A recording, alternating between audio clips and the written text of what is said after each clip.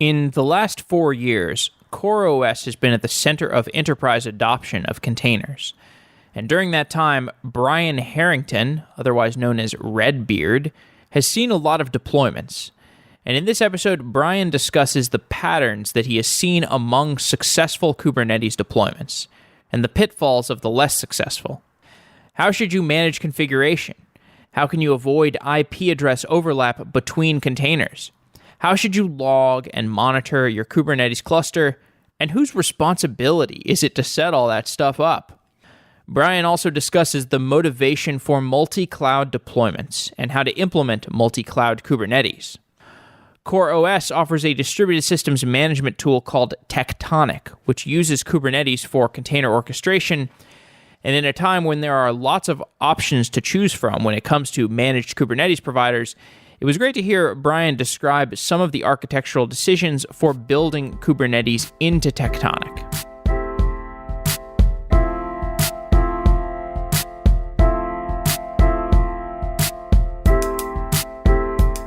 Your company needs to build a new app, but you don't have the spare engineering resources. There are some technical people in your company who have time to build apps, but they're not engineers. They don't know JavaScript or iOS or Android, and that's where OutSystems comes in. OutSystems is a platform for building low-code apps. As an enterprise grows, it needs more and more apps to support different types of customers and internal employee use cases. Do you need to build an app for inventory management? Does your bank need a simple mobile app for mobile banking transactions? Do you need an app for visualizing your customer data? OutSystems has everything that you need to build, release, and update your apps without needing an expert engineer. And if you are an engineer, you will be massively productive with OutSystems.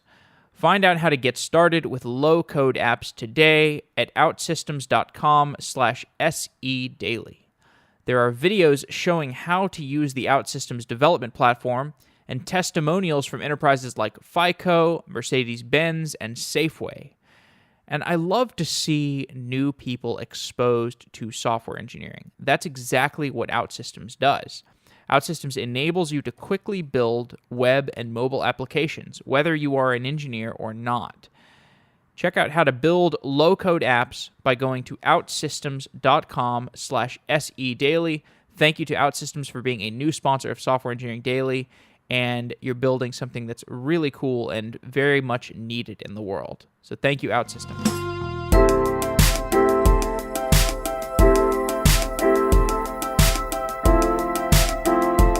Brian Harrington is the chief architect at CoreOS. Brian, welcome to Software Engineering Daily. Thanks. It's great to be here today. So you've been working with Kubernetes for quite a while, and I'd like to ask some general questions to get some lessons learned from your experience, and then we'll get into some other discussions around multi-cloud and the future and whatnot. But talking about operating Kubernetes, the way that a Kubernetes cluster runs is defined by configuration. What are some tips that you have on configuration management? Well, one of the most important things that I always like to lead with is make sure that you put all your configurations in revision control. You know, it's one of those things that for folks who have been kind of getting more into the discipline of kind of software reliability or site reliability engineering as kind of put forth by Google and other companies out here on the West Coast, that, you know, doing configuration as code and immutable infrastructure is super important. And Kubernetes is a champion in that effect of, you know, making sure that you have everything that you kind of the end result of your desired state in some type of revision control in text files makes everything much, much easier to iterate, kind of track down changes over time, see when things went wrong or when somebody accidentally fat-fingered something. Super, super important. Mm-hmm. You were suggesting in your talk that users set up Jenkins to react and monitor and react, to react to these config changes. How would that work? Personally, I use Jenkins, and that's mainly out of muscle memory. Part of having those configurations in revision control means that having some robot who can watch those repositories for you and take action when things change makes it a lot easier to work with. I'd like to be clear, like use whatever tool you're most comfortable with. I try to stay agnostic of tools, but like I said, for me, Jenkins already has the built-in plugins to watch a generic Git repo or GitHub or Bitbucket or kind of whatever tools you happen to be using today.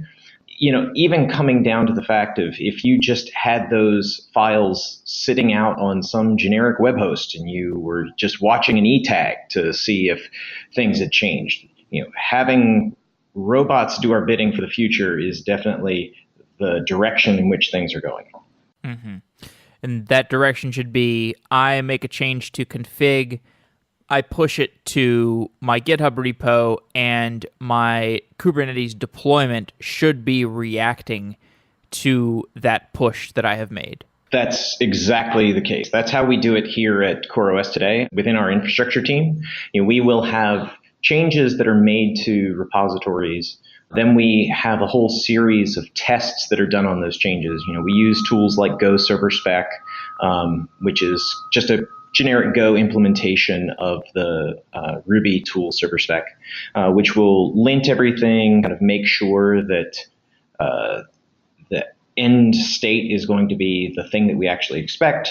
We do some things like running Terraform Thumped, Terraform Plan, making sure that all of the state changes that we're expressing are going to be sane. Then we have the actual kind of CD system, which for us, when I say CD, I mean continuous deployment, which for us is Jenkins. Send us a Slack message saying, hey, we've ran all of these tests. This was the outcome of it. Do you want me to apply this? And that allows us to just respond in a very convenient manner to the CD system and say, yes, everything looks good, go ahead and deploy it, which allows for a lot more collaboration. You're much more likely to have members of the team see when things happen and kind of take action to ensure that there is different individuals who are providing that kind of check and balance for each other, as well as having the robots make sure that everything looks good. That's the beauty is as we push towards these more generic type developer workflows, most developers at this point are familiar with the GitHub pull request model. So it allows us to take that same paradigm that developers are familiar with and move it into the infrastructure and operations space, which really enables different teams to interact a lot more efficiently. Terraform also can play a role here. So Terraform enables basically the creation and the changing and the improvement of infrastructure. It's an infrastructure as code tool. How does Terraform fit into a Kubernetes deployment workflow? Well, for us at CoreOS, we realized that Terraform was increasingly becoming a critical component for a lot of companies that were working on various cloud providers. So we embraced it very early on and kind of integrated it tightly with our installation workflow so that for anybody who was using Tectonic and anybody who already had Terraform in place, it made it super simple to bring up machines independent of the particular cloud provider. I'm able to take the ideas of like a cloud formation on AWS, where I kind of give a domain-specific language of the desired state of the outcome, except I can do that for many, many different cloud providers. I can say, I wish to, from the same tool and the same DSL, I wish to have a kind of data center set up on Packet with the following network kind of configurations and the following machines that are brought up, or I wish to have this VPC brought up on Amazon in this specific region, in this specific availability zones, and this is the kind of layout that I want for everything. And it has meant that by having that one tool, we're able to minimize the number of places that people have to interact with to make changes, which has increased the overall efficiency of everybody working in the organization on these sorts of infrastructure build-outs. Mm-hmm. Let's switch to the topic of state management. So some state in Kubernetes is going to be managed by etcd. Other times you're going to be managing your storage and databases and blob storage and object storage. Could you just give us a tour of the different ways of managing state in Kubernetes and where the domain-specific applications with each of those storage technologies, what those applications are? Sure thing. So you called out the important kind of locations for state, but I like to think about breaking it down slightly differently. You have the state of the actual control plane and then the state of the data plane. The state of the control plane is going to be communications and the kind of expected pods that should be running, the actual content that gets represented inside of etcd. And on the data plane, that's the things that the runtime information about the applications that you're running. That's going to be the specific files that are getting served from an Nginx instance or the contents of a Postgres server. And when you have to have slightly different processes for kind of managing these and backing them up and ensuring resiliency there. When you're managing that state for etcd and the API server, a lot of that is kind of handled automagically for you because that's the main value of having that control plane in place. Being able to go through and run backups of etcd where you serialize the data out for disaster recovery is important. But that's, in the grand scheme of things, that's actually the easier piece to work with. For the data plane, where you need to make sure that you have kind of the contents of that relational database or all of the containers, keeping the manifests of how things are deployed is one piece. And a lot of folks at CoreOS tend to use Helm for that. So they'll actually templatize the applications that they want to run into a Helm chart. Then from there, depending on whether it's a stateful application or not, they may need to bring with them some type of storage. And using the generic concepts of storage classes within Kubernetes allows them to just say, okay, I need some persistent volume. I don't really care what the underlying mechanism that is managing that storage is, be it EBS if you were on top of Amazon Web Services, or just a premium managed disk if you were on top of Azure. But being able to just say, I need 5 gigs, I don't care what it is, make it happen. And then kind of bringing that data with you means that you have this Helm chart that can define the runtime of the application, and then you just need to manage whatever that process would be, whether it was a bare metal machine or whatever it looks like today. That's namely going to be whatever the native tools are for various applications. So being able to use pgdump or being able to kind of use curl to serialize or instantiate data on that volume to get everything started. You're describing a usage of Helm chart that I guess I didn't know. I'm it's not totally familiar with this space, but my understanding of Helm was if you're basically creates a very simplified form of deploying something to a Kubernetes cluster. So if you want to deploy Cassandra, for example, Cassandra is a multi-node database, and Helm gives you a way to just install it with just a few commands, which is kind of a big deal because I don't think we've had a distributed systems package manager in most of the times of the past. And you could also do it for deploying something like WordPress. But you were describing it just now as people use Helm to deploy the application that their company is building. So perhaps, for example, if I'm like Zendesk or some other SaaS company and I run on top of Kubernetes and I've got all these different services, maybe I can deploy all of those services at once across a Kubernetes cluster by putting it all into a Helm chart. Helm chart is the description of the systems that you're deploying on Kubernetes. Can you give more clarification for how people are using Helm to deploy their applications? Absolutely. So, Helm, the primitives that are available in it, allow you to do a lot of the templating of containers themselves, the kind of pod specs, a lot of the different primitives that are available within Kubernetes. So, when you are able to start mapping out the individual components of an application and then relate the kind of dependencies between them within that Helm chart, you're able to have this kind of much more atomic reference of an application as one single asset that allows you to both revision the individual pieces of it and allow kind of checkpointing at different points in times. One workflow of that is, for us internally, we have all of the various assets that run CoreOS.com, count.coreos.com, things like that.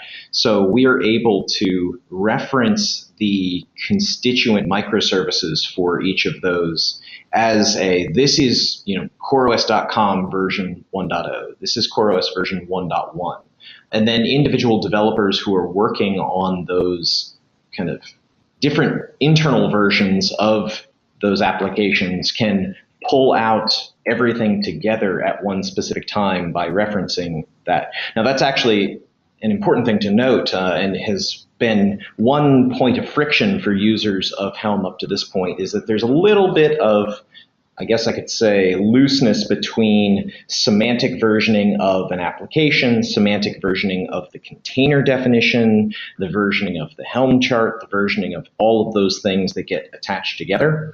And, you run into areas where, the Helm chart might be version 1.0.2, but, maybe it's referencing 6 different components that are all getting referenced together, and kind of coming up with a way of knowing that you're getting all the pieces that you want and being able to introspect that down to know that 2 folks are working on the things that they intend to be working on has definitely been a little bit confusing for some users.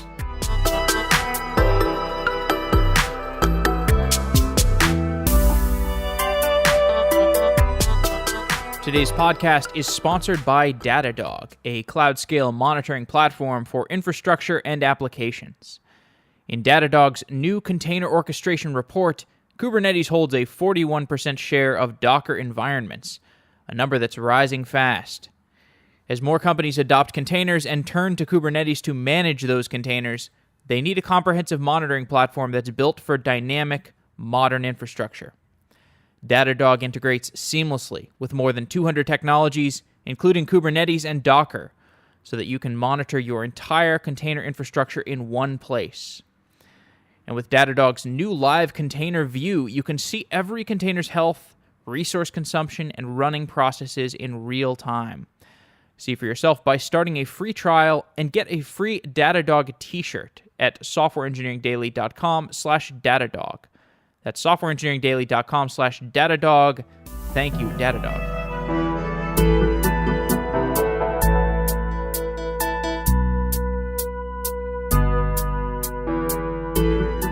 So let's go on to talk about networking. Containers communicate with each other in Kubernetes. This is networking. What are some common mistakes that people make when they are configuring their networking across Kubernetes? Well, one thing that I run into over and over and over again is folks using the same IP address ranges in every single environment. The beauty of a VPC on Amazon is that you can use whatever IP address range that you want. And so when you're starting out in development, everything seems hunky-dory. You're using 10.0.0.0/18. I'm using 10.0.0.0/18. And then we go and try to have both of our VPCs intercommunicate, or we try to set up a point-to-point VPN so that we can kind of bridge what is effectively 2 different data centers. And then we immediately have to start figuring out network address translation and all kinds of things that we should really be hoping to avoid in the second half of the second decade of the 21st century. And there's CoreOS, we've put together some open source tools to kind of make it easier to work with those things. Evan Chewy, that's TSCHUI, or @Chewy on GitHub, wrote a tool called Cider Blocks to help with some of that simplified calculation. It actually just does one very opinionated thing. The AWS solutions architecture team put out some guidelines a couple of years ago at this point on like how to quote unquote correctly lay out the address space on a VPC so that you had private, public, and protected network ranges. And this is just one more aspect of kind of, if you're in the average case, you may not have worked with a lot of networking in the past, and having some of these tools that can go through and do the right things for you with a minimal amount of understanding to make sure that folks do the right thing is always super helpful. So, again, kind of reeling this back in, make sure that you don't use conflicting IP address ranges, kind of configure your DNS in such a way that ideally you can even use name server delegation down to your cluster to be able to use things like core DNS on the cluster to reflect back what the IP range or what the IP address of individual services is. And, if you're using tooling like VPCs, it's super, super helpful to be able to configure those point-to-point VPNs so that you can just do vanilla routing. For us here at CoreOS, we have multiple different cloud providers running with Tectonic clusters in multiple different regions across those cloud providers. And by being able to plan that out correctly, we actually just do layer 3 routed traffic between a lot of the clusters. And, for developers here in like our office in San Francisco or Berlin or New York, they just reference those clusters by the kind of RFC 1918 10 dot addresses, and they don't have to do any kind of mapping over the public internet. Everything's just done very, very cleanly.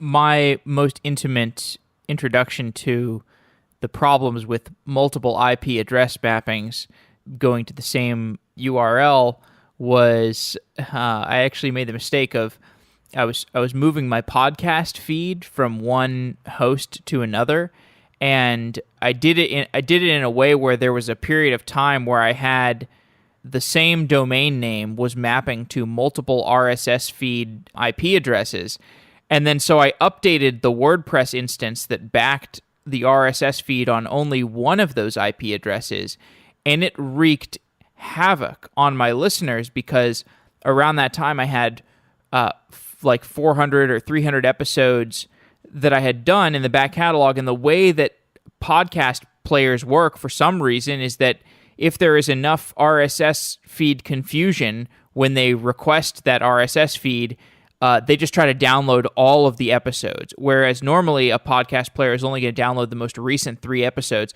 So to make a long story short, because I made a mistake in my IP address mapping just on a freaking podcast, I ended up DOSing my listeners. I had a bunch of listeners who like emailed me and were like, "Hey, all of a sudden I downloaded 300 MP3 files onto my iPhone, and why did you do this to me? I'm unsubscribing from your show." And I was like, "Wow, that's terrible. I guess I'm never moving my podcast off of my host again." But I'm sure it gets significantly worse than that when you're talking about building people's critical infrastructure. Yeah, at the same time, I am a firm believer in, a lot of the way that a lot of software development and computing has kind of progressed is, we've put up so many guardrails and bumpers that folks don't have the opportunity to just kind of skin their knee.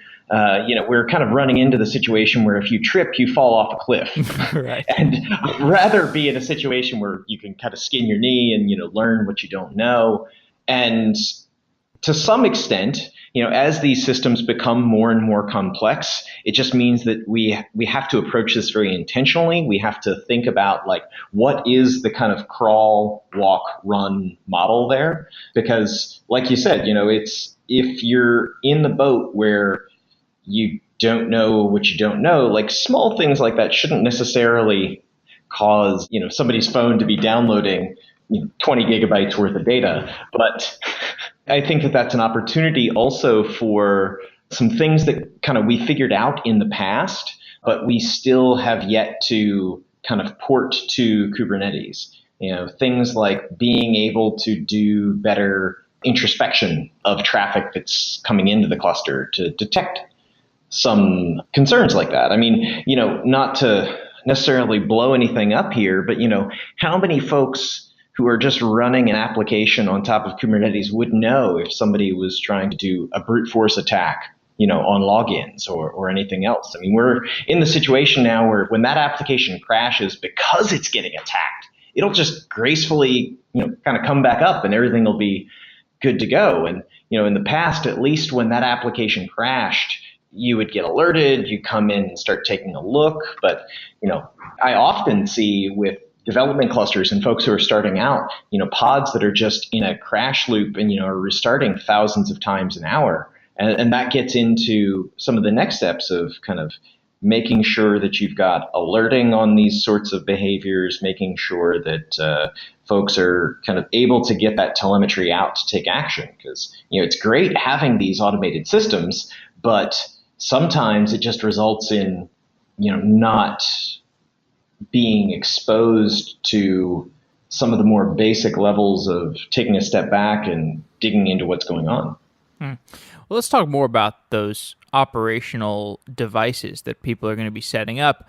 When you're deploying a Kubernetes cluster, there's all these things that you might want, like log aggregation, monitoring, alerting. Maybe you want service proxying and service mesh. And I think of setting up these things within Kubernetes as the job of almost like a platform engineer. Who is responsible for setting those things up at an organization? And I guess maybe what should be the process for a company when they're deploying Kubernetes? How aggressively should they start to roll out things like log aggregation and service proxying? And because these are all things that really they make your Kubernetes cluster run much more smoothly, but of course they take time away from you actually working on application features. Yeah. So, all of those functions that were historically part of an infrastructure team or a systems administration team, I'm of the opinion that those sorts of things are still absolutely 100% required on Kubernetes. Now, I think that is also one of the values of having different distributions of Kubernetes, because it gives different development teams on those upstream kind of distributions the ability to differentiate themselves. I am of the opinion that you should not be deploying one cluster, let alone multiple clusters, if you don't have log aggregation, or if you haven't thought through things like single sign-on. Those were just kind of the table stakes in the past for bringing up an entire environment, and I don't think that Kubernetes is any different. Now, what I do think is the bigger opportunity there is that, as we transition into what I call the realm of the iPhone, you and I were briefly talking at KubeCon about your copying and pasting from Stack Overflow sticker. Yes. And one of my colleagues here at CoreOS, he's kind of very romantic about the previous days of the bespoke systems, and the fact that you had to go in and handcraft everything, and how there's been something lost by the fact that that is knowledge that is less and less commonplace. But I am kind of, there is a twinge of my heartstrings that get tugged every time I think about what it takes to bring up pre-execution environment from scratch or things. I don't think that knowledge is ultimately that important, especially as we're able to build more tooling that solves that. And I want to see us get to the era where it's not considered, the era of copying and pasting from Stack Overflow, but it's more the era of, the iPhone, where, you turn that device on and it works. And if for some reason it locks up, the average person, I should say, I still do this, but the average person doesn't just hook up a cable, fire up, a remote debugger and start digging into it. They should be able to treat it more like, just a robot that, they kind of grind down to the parts, recycle, and instantiate again. And having all of those common core infrastructure pieces deployed every single time, like log aggregation, like a service mesh, like kind of ingress and egress filtering and stuff, is just going to get it to the point where folks know what is coming, batteries included in a cluster, what resources they can expect to be there. I mean, one other kind of important thing there is, when we started working on Kubernetes years ago, I was talking to Alex Bolvie, our CEO, and he pointed out that we're kind of in this era of bootstrapping the iPhone, and how basically there is no app store yet, so everybody is going to have to fix all of their applications. And the thing that I pointed out to him was that even when the first iPhone came out, there were still certain core applications there. There was Dialer, there was Notes, there was Contacts. And I think that a lot of these things like log aggregation, while I prefer the kind of, you can swap it out for the flavor of that you prefer. If you want to use Sensu versus Prometheus and Alert Manager, you can do that. I think that getting towards that point where we all agree on kind of what those common services are, and that they're always going to be included, and what the individual services are is more implementation detail, is going to be the ultimate experience for developers that makes them much more apt to use the system and much happier about using the system. Well, there's a lot there. I mean, when you talk about the nostalgia for the days of knowing what to do rather than having to look up something on Stack Overflow, I don't know. I mean, going to Stack Overflow and copying and pasting some code, even that to me feels like looking up opcodes in a textbook, which is what people had to do in the past. It's like, why do I have to look up something on a web? Why do I have to do this endless Googling? And why am I not just engaging with this platform like the creative palette that it could be? And it's because we're in early days, I think. I mean, I don't know if you saw Brendan Burns, his keynote. I actually did not see it either, but I just know the name of it was basically, "This is still too hard," I think. Yeah, that was all the metaparticle stuff. And I agree with Brendan. Like, I firmly believe that, we need to ensure that this knowledge doesn't die out, because, I don't want to get to the point where, the contents of the Library of Alexandria get lost, but it is decreasingly important. Like, when you track the overall level of technical understanding that an individual user needed to have to use a computer, that level of technical understanding has continued to trend downwards as the number of computers that individuals interact with increases. And I do believe that that's the correct direction. But, understanding that opcodes are even a thing should not be the kind of table stakes there. And again, I do firmly believe that that Brendan's ideas about metaparticle are absolutely the path for the future. There's a few aspects of it where I take a look at it and I scratch my head about it. But at the same time, I very firmly believe that I am also, despite the code that I write, I am not a developer. I fundamentally approach things from a very different angle. Right. And so I think the metaparticle idea is, if I remember correctly, it's like a language level distributed systems primitive where you could have a variable that it's kind of like a replicated variable, and it has the durability of a replicated data store, but it's not a toy project. I don't want to call it a toy project because I know he has intentions to make it a bigger and better thing, but even if you just look at it as a toy project, it's kind of interesting. What happens when you move replication to I'm not putting it right, but what do you think he's trying to do with that project, when you move distributed systems concepts into the level of the application developer? Well, I think the easiest way for me to summarize that is he's just trying to make it something that's a part of the standard library. In the same way that, had Ken Thompson known that HTTP HTTP would be so ubiquitous, or known that every application effectively would be a network application, I think we would have seen very different things in the initial versions of C.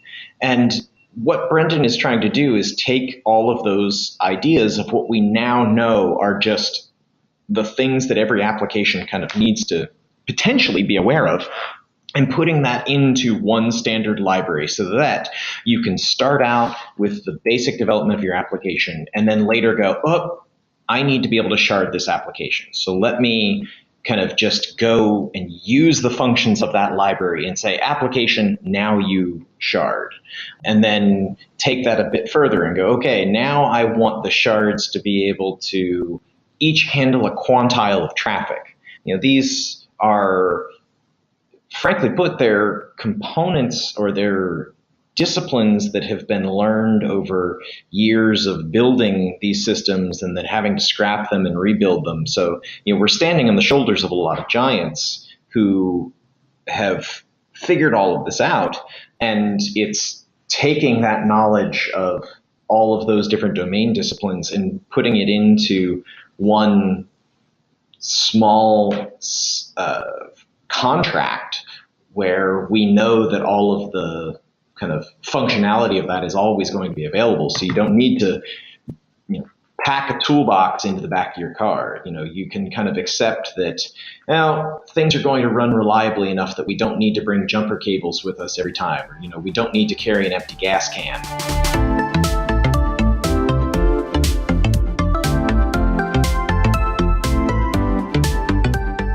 If you enjoy Software Engineering Daily, consider becoming a paid subscriber. Subscribers get access to premium episodes as well as ad-free content. The premium episodes will be released roughly once a month, and they'll be similar to our recent episode, The Gravity of Kubernetes. So if you like that format, subscribe to hear more in the future. We've also taken all 650 plus of our episodes, we've copied them and removed the ads, so paid subscribers will not hear advertisements if they listen to the podcast using the Software Engineering Daily app. To support the show through your subscription, go to softwaredaily.com and click subscribe. Softwaredaily.com is our new platform that the community has been building in the open. We'd love for you to check it out even if you're not subscribing, but if you are subscribing, you can also listen to premium content and the ad-free episodes on the website if you're a paid subscriber. So you can use softwaredaily.com for that. And whether you pay to subscribe or not, just by listening to this show, you are supporting us. You could also tweet about us or write about us on Facebook or something. That's also additional ways to support us. But again, the minimal amount of supporting us by just listening is just fine with us. So thank you.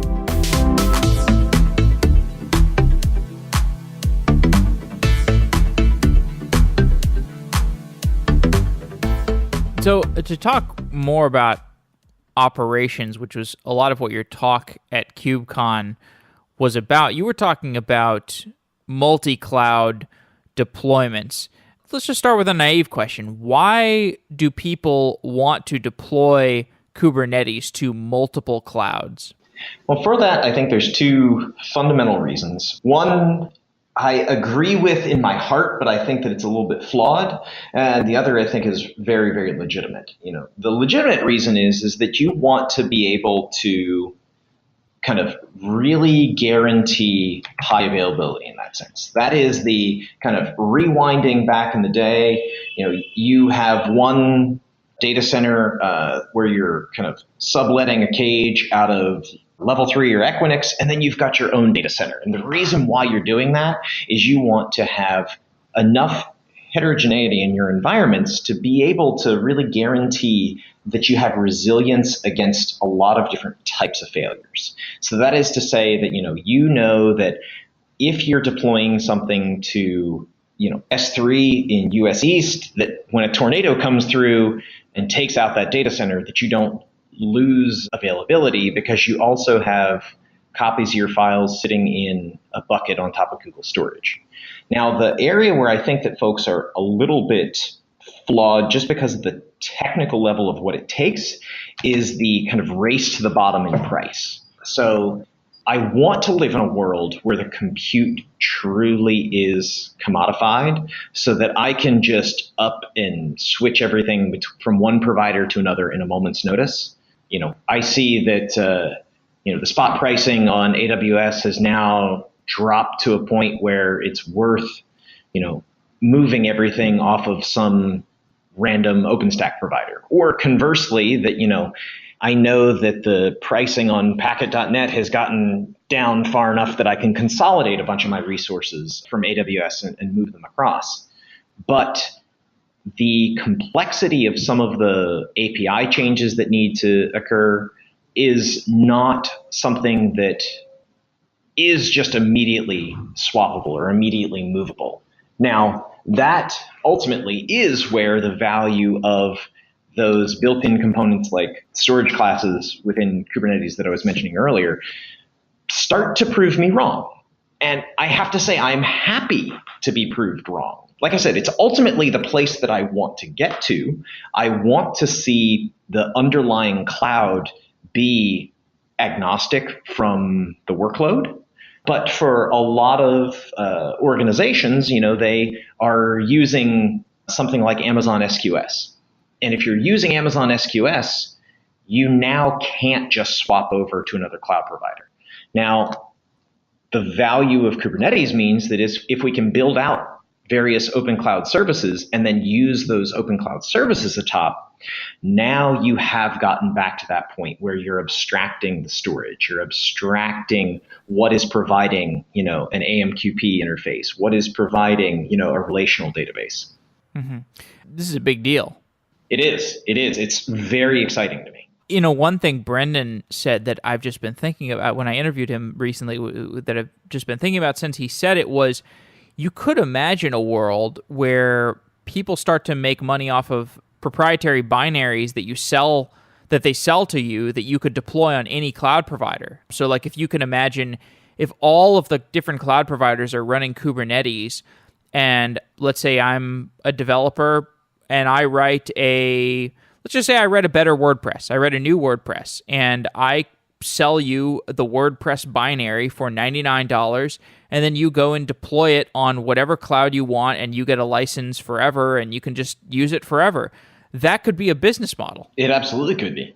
And, I think it's a huge opportunity for developers as we have increased also with the ubiquity of cross OS and cross chip architecture programming languages, like Golang, where you can kind of set your Go Arch variable and compile down to, ARM64 or Raspberry Pi, ARM7, or just kind of vanilla Intel x86-64, taking all of these various cloud providers now where you can then render out that one binary and run it on that cloud provider in whatever mechanism you want, is going to mean that for developers who have those brilliant ideas and want to build those better mousetraps, that it's easier for them to get started and ensure that it will run in a consistent way. Because once you build the application, you then have to support it.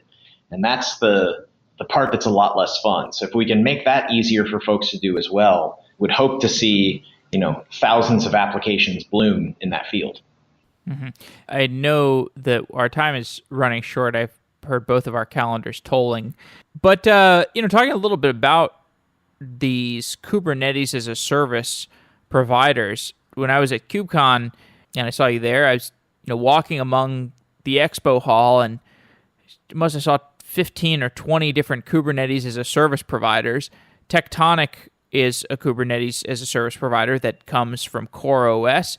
Maybe you could talk about what are the subjective decisions that you can make when you're architecting a Kubernetes as a service? Well, the first kind of important one is deciding how much you insist upon owning, you being the service provider, and how much flexibility you're going to provide the customer. It's very easy to take and stand up control plane or run that control plane on behalf of users. If you're doing that, then Bringing nodes is super, super simple, but you need to be able to answer the question for your users, like what API flags are you going to dictate will be run? Or on the flip side, are we just going to allow our users to tell us every single API flag that they want run? And one of the differences between what CoreOS is doing with Tectonic is we provide that service model of managing the lifecycle updates of the Kubernetes components and increasingly applications that run atop that cluster, as well as the host operating system.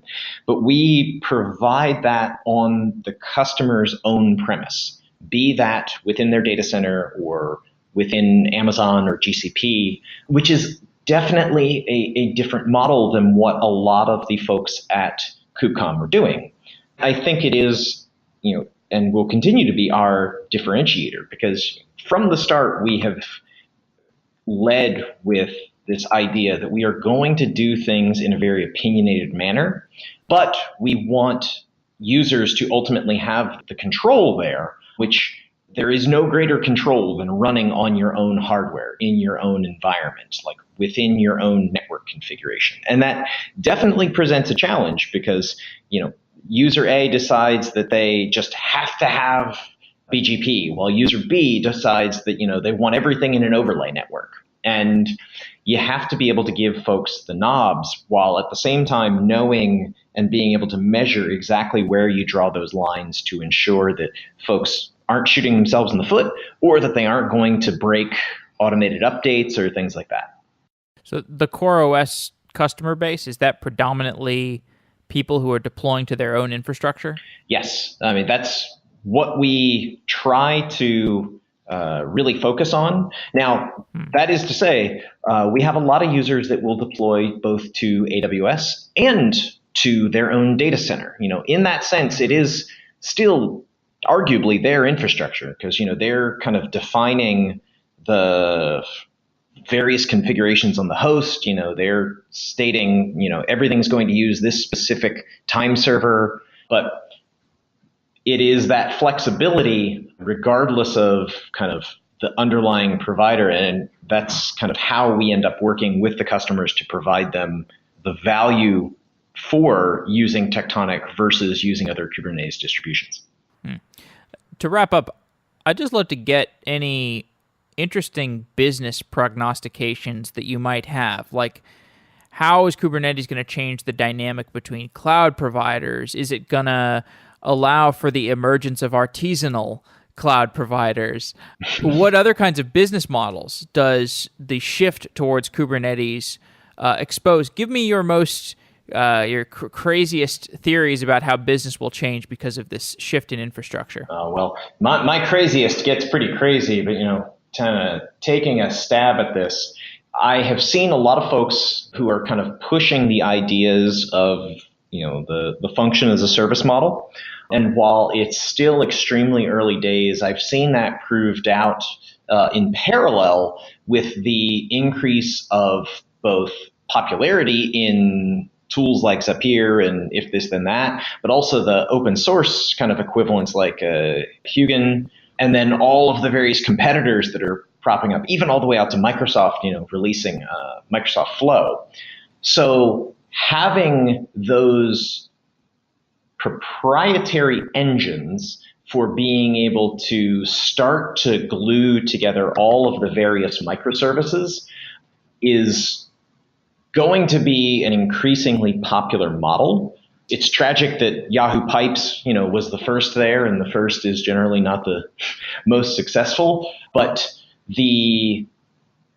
as Kubernetes also increases in popularity, it's going to make it easier for folks to kind of even have cross Kubernetes interaction of applications, having things where, you're able to send a Slack message and interact with a service from one provider who then triggers, some action on a function running on OpenFAS somewhere that then talks to, an RSS feed to pull some data down and then push that off to yet another service provider. And I want to see us get to the point of kind of having these greater meshes, partially to simplify the amount of work that anyone needs to do. Now, if we can do that in an open source manner, that's the part that'll really get me truly excited and kind of have every cockle in my heart singing for joy. But at the same time, I also want to make sure that folks who have these ideas aren't necessarily burdened by being able to find a sponsor, because ultimately having that good idea used to be all that you needed. And as folks are now competing with bigger and bigger giants, they have a little bit of a tougher road to hoe. So, Agreed. Okay, well, useful words. Thank you, Brian. Thanks for coming on Software Engineering Daily. Of course.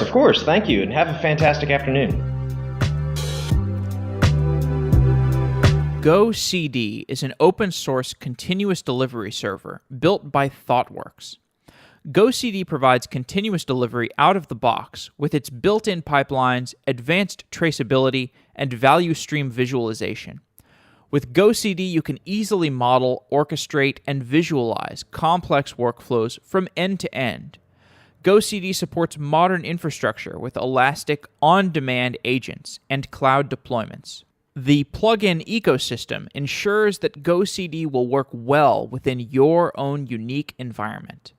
To learn more about GoCD, visit gocd.org/sedaily. That's gocd.org/sedaily. It's free to use, and there's professional support and enterprise add-ons that are available from ThoughtWorks. You can find it at gocd.org/sedaily. And if you want to hear more about GoCD and the other projects that ThoughtWorks is working on, listen back to our old episodes with the ThoughtWorks team who have built the product. You can search for ThoughtWorks on Software Engineering Daily. Thanks to ThoughtWorks for continuing to sponsor Software Engineering Daily and for building GoCD. Wow!